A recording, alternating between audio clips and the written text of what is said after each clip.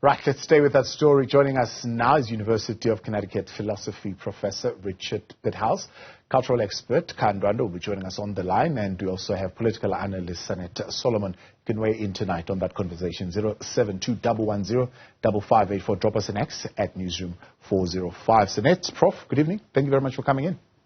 It's a pleasure. Prof, let me start with you. Let's start here, actually looking at the tensions now that are happening, simmering, so to speak, in KwaZulu-Natal. You're hearing now and again a language of bloodshed. Things could have gotten worse, and so on and so forth.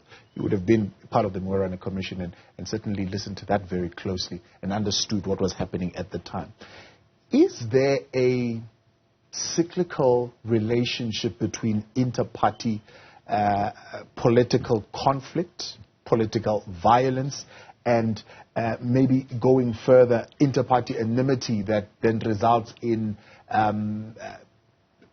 this non-cooperation between the ruling political party and the opposition?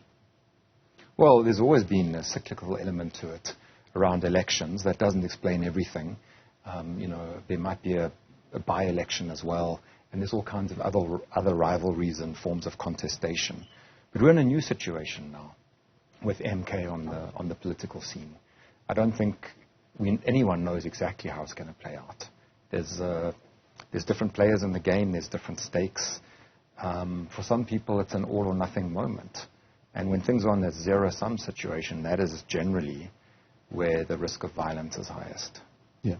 So you're saying with the players that are there right now, none of them, even with the many tools of democracy that we have, campaigning, civil society campaigning, having actors in parliament and so on and so forth, to be able to get justice. They don't see those processes as processes that could lead to them winning power? Well, the reality of how things go down in this part of the country is that people use those formal processes, but there's a whole informal set of things that people do as well, and both are used. And I think one of the reasons why for a very long time people failed, people like us, people in the media, people in universities, the general public sphere failed to understand the situation, the reality of the situation, is because people assumed that formal world was the political world, and it's just part of it. It isn't all of it. Okay, expand a little bit on that. What other form is there? Well, there's murder, there's assassination, there's intimidation. There's all of those things. There is that whole world, that whole intersection between the mafia that has always been there in the taxi industry, but is now also there in construction, the construction mafia, the professional assassins, the Izinkabi, and of course political parties and contestation for power, for access to resources, positions, tenders.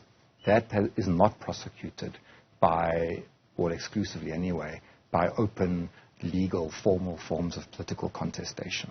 And you're saying these are all means that lead towards political loyalty, so to speak? Political loyalty is formed in different ways, but certainly patronage is part of it, and patronage is certainly developed to a significant degree through those informal channels, those informal processes, yes. Yeah. Sanet, let's bring you in here as well. I mean, democracies and political violence, are they inseparable even in the most developed democracies and maybe more so in developing democracies? I think that you would see a range of political instances or political violence in a number of countries. And I think that in your developed world, it might be more prominent, or there might be a spotlight on it. I mean, in terms of the South African context, it's quite common that each year when you have either your local government elections and or your national elections, that there will be a form of political violence. For example, just last year alone, you had over 50 political killings and so on. So I don't think it's something that we are quite surprised by. Yeah. And would something as unhappiness, I suppose, coming from an institution like the House of the Zulu royal family be a motive enough for this conflict to advance to a full-blown kind of political violence akin to that which we've seen a couple of decades ago? I don't think that the Zulu monarch has anything to do with it in this instance. I think that it is worth noting that this conflict between the IFP and the ANC dates back to 1983.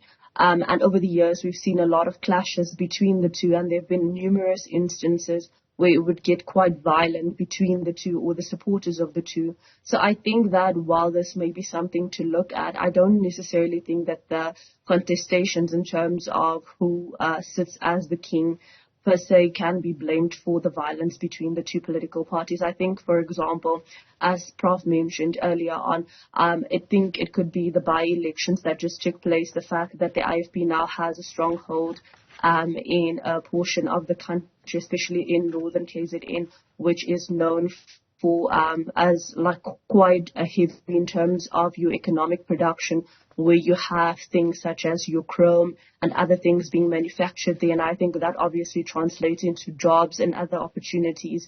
So I think that as we see the move towards the elections, I think there would be a lot more conflict. I think that a lot of it has to do with who is governing which section of the province and how many seats they get. And that would obviously translate into how many seats they can allocate to people, the number of jobs that they can create, and so on. So I don't think that the monarchy in this instance could be blamed for this violence. So you're saying the rift currently being characterized around the institutional dimension is merely a smokescreen?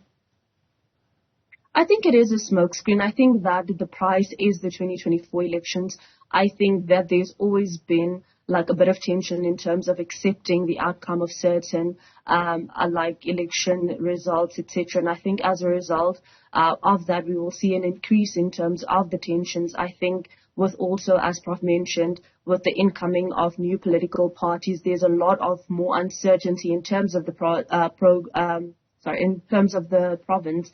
And I think as a result, you would see a number of people trying to secure their support base and so on. So I think we'll see a lot of politicking.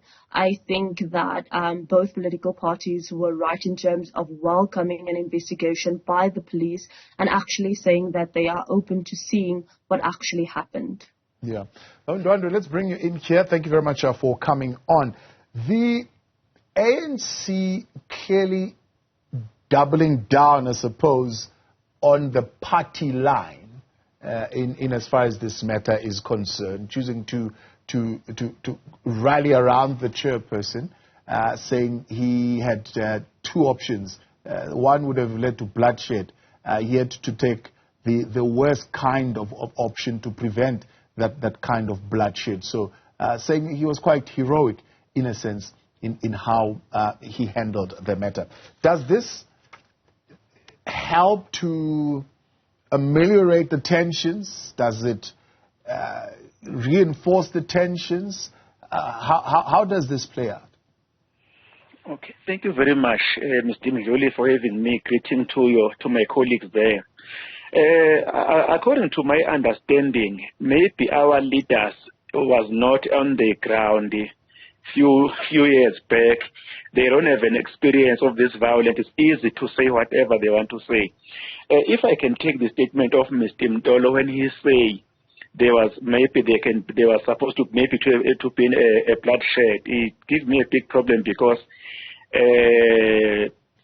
traditional prime minister didn't act when Mr. Duma took the microphone.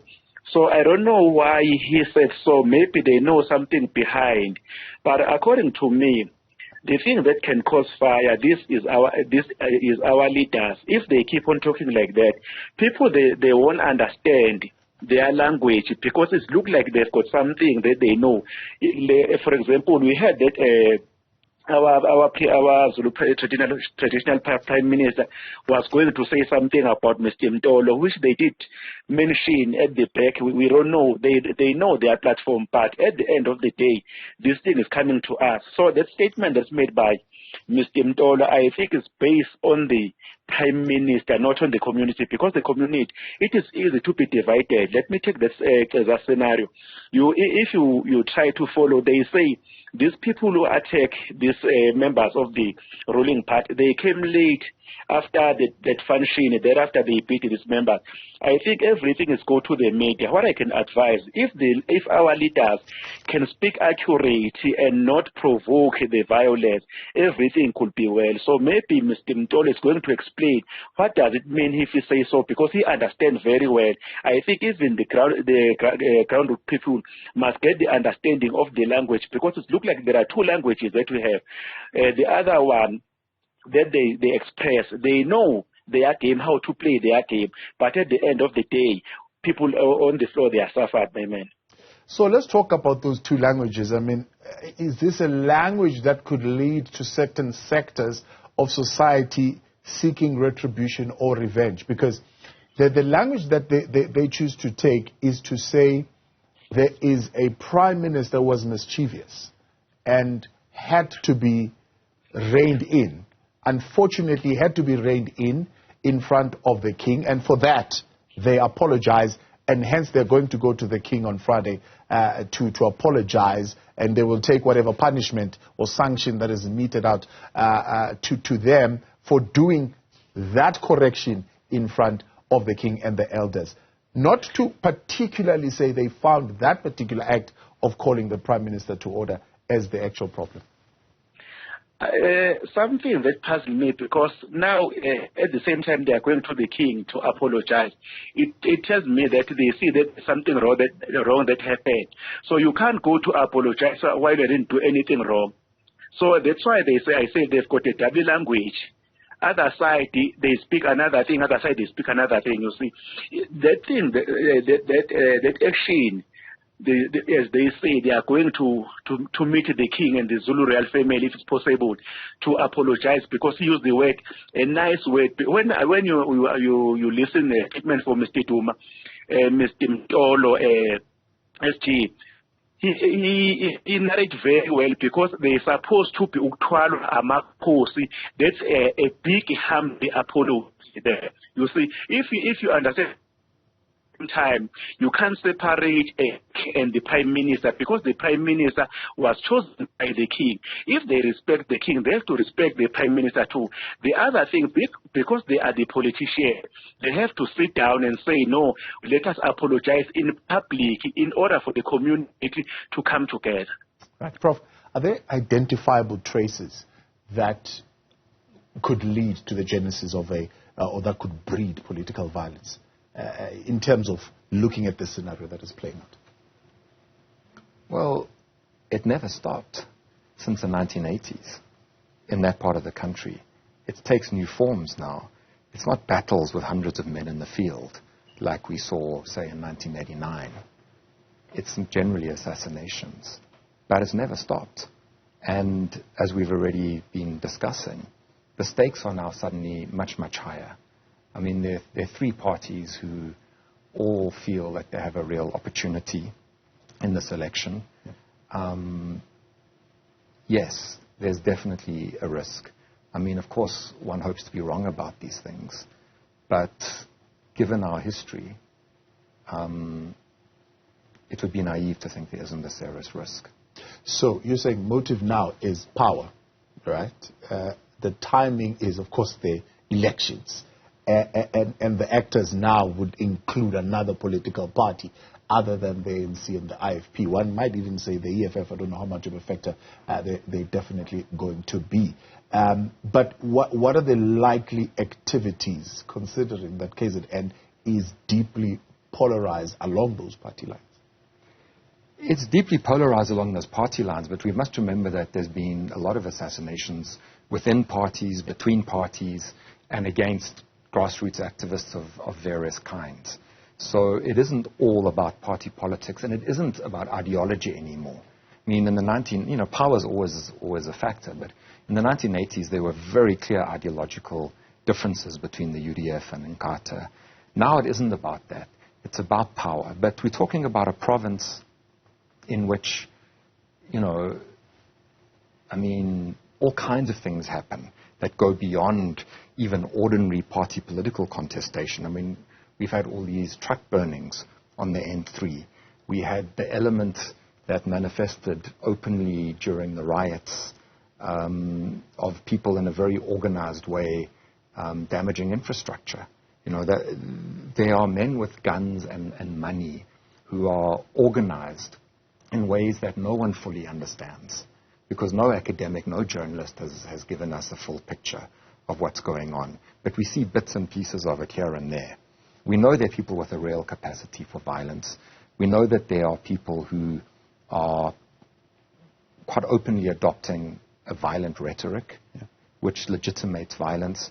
We also know that the ANC is not one thing. It's always had a wide variety of people in it, a wide variety of factions, tendencies.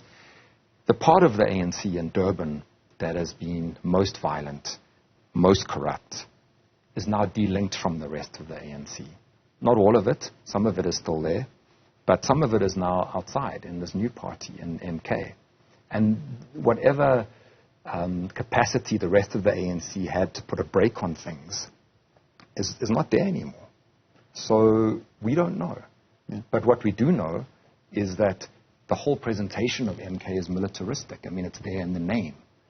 You know, that isn't a good start if you want to talk about non-violent democratic contestation in a province with that history, with that many guns, where violence is that normalized. I mean, I don't know if you spend any time in Durban. Guns are everywhere, everywhere. And you're saying, I mean, us journalists, media, but also you're saying even the police. I mean, do they have numbers of cases? Can the police be able to formulate some kind of a register of such politically related cases so as to understand the scale? Well, I mean, if the political will was there, I'm sure they could find the capacity to do it. And there are a few police officers here and there who've worked on some of these cases quite heroically, and I think at times probably at real risk to themselves. But there's also been a systemic impunity, and that's not accidental. The police are implicated in that, and sometimes it's incredibly crass. Like in 2022, a remarkable young man, Lindogushi Mnguni, was assassinated. He knew he was going to be assassinated. He discussed it publicly. You can see him talking about it on YouTube. He was assassinated. There was a video. Security cameras captured the two men who assassinated him. It is that video footage. The police have been told about it more than once.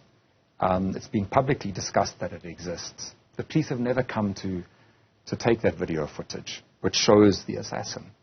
I mean, it's been offered to them. They just don't come and take it.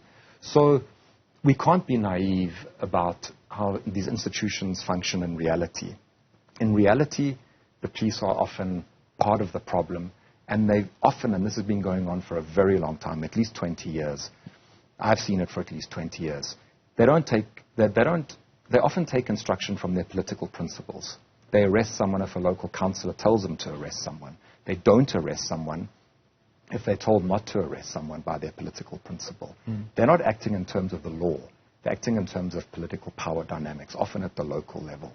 So we can't rely on the police to sort these things out. And it would be very reckless for us to be naive and think that, you know, it's like in some movies. In some movies, the cops are corrupt, where, you know, there's a operations control room and the police are working day and night and having lots of coffee and they've got a big screen up there. That isn't how it goes down. The police are deeply implicated in the power dynamics.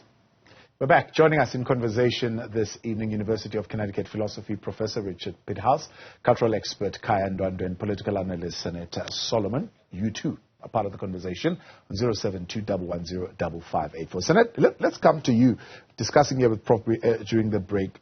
Is there a lack of capacity to provide sufficient benefits to entice political loyalty that makes one then opt to go the violent route to encourage support? I think that for a lot of people, I think that if you have studied, obviously you have more options, but a lot of people venturing into political or especially party politics don't necessarily have alternative means in terms of doing alternative jobs, etc. So I think then politics becomes the be-all and end-all. And I think as a result of that, how your party performs has a direct impact in terms of your livelihood and your ability to take care of yourself and the others around you. So I think that in those instances where people are so heavily dependent on in terms of the performance of their political parties, you do see people willing to do anything in order to retain their jobs and to ensure that their political party does well. Yeah, and the reason we're having this conversation is because, as Prof mentions, the July unrest also took everybody by surprise. And the question that was asked is, did we have means to predict, but also best practice to prevent and address that type of situation from happening? Now we're asking exactly the same thing, because we are seeing this flare-up of tension and we're going, oops, hold on. Do we have enough means to predict, but also best practice to prevent and address election violence that could flare up into more political violence and so on and so forth? That could have started by a single thing of grabbing a mic from a prime minister of a traditional prime minister of the Zulu nation. I'll answer your question twofold. In terms of the July riots for last year, I think that while there might have been intelligence, I don't know if it was acted on. A lot of people said that it was unsuspected. Other people believe that there were warnings signaling to the fact that something like that might happen. And I think going forward, I'm hoping that it is something that the police and the other security apparatus would look at in order to ensure that something like that doesn't happen. In terms of human behavior, I think that human beings are very unpredictable, and I don't think that we could have necessarily predicted an instance where an MEC would grab a mic from for example, the IFP Prime Minister, etc. So I don't think it's something that you could have predicted, but I also think that in that instance it was behavior unbecoming of even a politician. I think that if he was right in terms of addressing what he would have liked to, I think there's a right and a wrong way about going about it.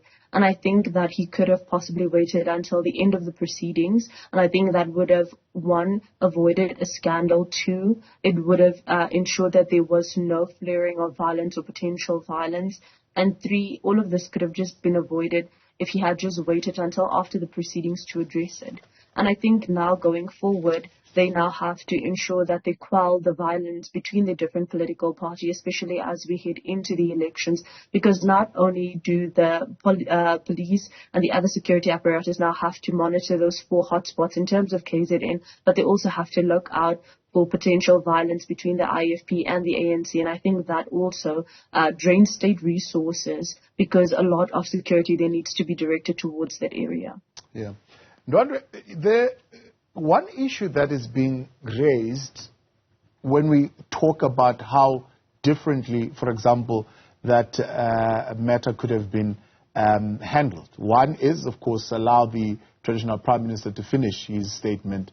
You can chastise him afterwards if that's what you so desire. But the Secretary General of the ANC saying today, well, the regiment, as soon as they heard the prime minister beginning to mention a particular political party and a leader of a particular political party, they themselves should have gotten up and said, Your Majesty, we need to get you out of this situation, because you are supposed to be seen to be a king for all. And when things start to become partisan, you're not supposed to be found in the midst of that.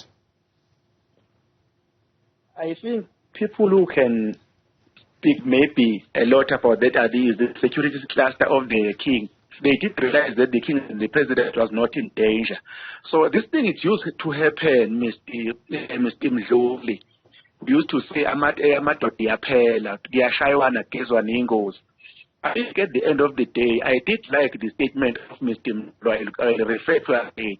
If you say we are going to ask Amakhosi to take to the royal family to humbly ourselves to apologize, maybe the state after that will come to an end. I did hear him when he said that is avoiding this and this, but at the end of the day, KwaZulu used to say what we call iqhilo. The thing was ichilo ukubona abantu abadala behwebhana phambi kwesilo, and akuvumelekile ukuthi kwenzeke. Bese bethi ngesizulu ichilo akhulunywa ngalo kodwa ichilo liyakhuzwa. If bona they are going to meet the king and the royal family, it's what they are saying. We did see that ichilo has happened to us. So all these other stories will come to an end. KwaZulu mina nawe Mr. Mdluli singashayana egcineni kosuku bese siyogeza ingozi sekuthiwe amadodinjani iyaphela. I believe this thing will come to an end if I read the statement of Mr. Mtolo when we will ask Amakhosi to take us as Twale straight to the king. They see that they've got a way with a good manner to handle this thing, but at the end of the day, this thing, my man, will come to an end. Yeah.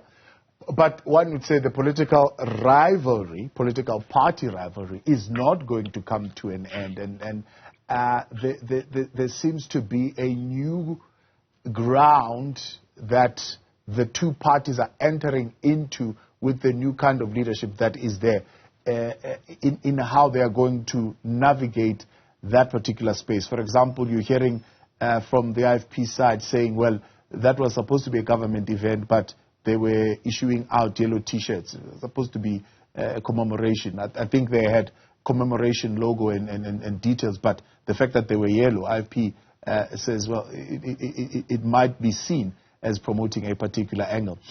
You heard earlier on also the SG saying, well, there were those who were wearing IFP regalia right in the midst of Amabuto that were there. How do they handle that? If I can speak with Amabuto, they belong to the different organization. Mr. Duma personally is Ibuto, Mr. Mtolo is Ibuto, and Mr. Mwango, he is Ibuto too. And there are some other people who are IFP members who are belong there. I don't think if they was wearing the Aragalia, they were going to take that action. The thing that created that thing, it's because of this traditional prime minister and Mr. Duma. That thing is where it has been triggered. Besides that thing that happened, nothing was going to happen because every time we used to attend rally meeting, traditionally meetings or whatever, people they wear whatever they like. So I think this thing was created by this motion that happened there. Thereafter, if they can sit down, the leaders sit down and iron it out, it won't happen unless people to go on violence. But I don't think there are those people who are still willing to go back to the 80s where people they were dying left and right because of the political parties. Yeah. Prof, you've got political rivalry, you've mentioned weak institutions, you've got a selective enforcement of the rule of law. What are the other structural factors that would have come out of the Moerane Commission that you're seeing playing out? Well, the Commission focused on tenders, really, ultimately. That was at the heart of its argument, that it was, that political violence was no longer really ideologically motivated, that it was about contestation for money and power. That remains the case. I mean, it's not, none of the recommendations have been implemented. None of those. None. Whatsoever. No. I mean, they generally were, some of them were quite sensible, some of them were very naive, but they were very kind of like abstract. There was no concrete proposals for how to actually do the hard work of taking on people who don't want to be taken on, interfering with networks of patronage that certainly don't want to be interfered with. So no, there hasn't been any positive outcome from it. The only thing that was really good about it was that it did focus media and other attention on this issue for a while, and did help to get more people to understand that there's a really, really serious crisis there. I mean, what we're dealing with in parts of KwaZulu-Natal, it's like always going towards being like Central America. And if we don't address it, that's the future. And once things get to a certain point, it's extremely hard to come back from there. And it's very hard to come back from there using liberal democratic processes that assume the sort of good faith of actors. it's hard to come back without some kind of counter-violence. So, I mean, there's that real sense as you speak about counter-violence, because I wanted to ask you that from all sides, one is sitting and maybe they know activities that they would have engaged in that are quite violent, and they are afraid to say, if one other party comes into power, that party is going to revenge, is going to do exactly the same to us if they are coming into power. Yeah, well, I mean, there's been a lot of inter-party violence. I mean, ANC and Carter, and then later IFP, that goes back. We were talking about that, goes back a long time. Your other guest said to 1983. I think she was referring to the, if I remember correctly, the attack on Ngoya, the University of Zululand. But recently there's been violence between the NFP, the breakaway from the IFP, and the IFP, between the ANC and the IFP. Not the EFF. You mentioned the EFF earlier. I'm not aware of the EFF being involved in any kind of violence like that, or being victim of it. I stand corrected, but to my knowledge, no. But the bulk of it, we must remember, has been within the ANC. So it's not all about parties contesting for power. It's often about networks, groups of people, individuals. Sometimes these things are really, really very local. I mean, the SACP has also had a lot of its people assassinated. Going back, I think the first time I heard about it was 2006, I think. So I think if we see it as parties against parties, we're missing a lot of it. Yeah. I mean, we had the case in Durban where there was a by-election because a ward council had been assassinated, and then the person who came in after that was the person who had assassinated him. There's no ideology there. It's not about parties. It's about power and money. And Sanet, who are the peace builders here? I mean, if we were talking election-related tensions, so that would mean post-elections things will get better. But it doesn't seem that that's what you're saying. You're saying this is something that's there, whether it gets accelerated, of course, when there are elections. But even after that, you're going to have post-election tensions that are going to continue. Who are the peace builders? I think that as the leaders of the political parties, I think they have a responsibility in order to meet, to discuss what happened, in order for them to find a way to work together. Because at the end of the day, they would influence their different constituencies and have a direct impact in terms of whether or not people accept the outcome of the elections and not. I'm not saying that political parties are not allowed to contest the outcome. It's always been done. It's welcomed and so on. But I think once everything has been settled and all the legalities are out of the way, I think as the bigger person, you need to shake the hand of the person and you can contest again for the next elections, and hopefully whoever wins. But I think that is quite idealistic from my part in order to think that it might happen. But I think that would be the best outcome, to just have the different stakeholders sit and just have an actual discussion in terms of a way forward. Sanet Solomon, appreciate your time. Political Sciences lecturer at UNISA, Prof. Richard Pithouse, and cultural expert Khaya Ndwandwe. Appreciate you tonight.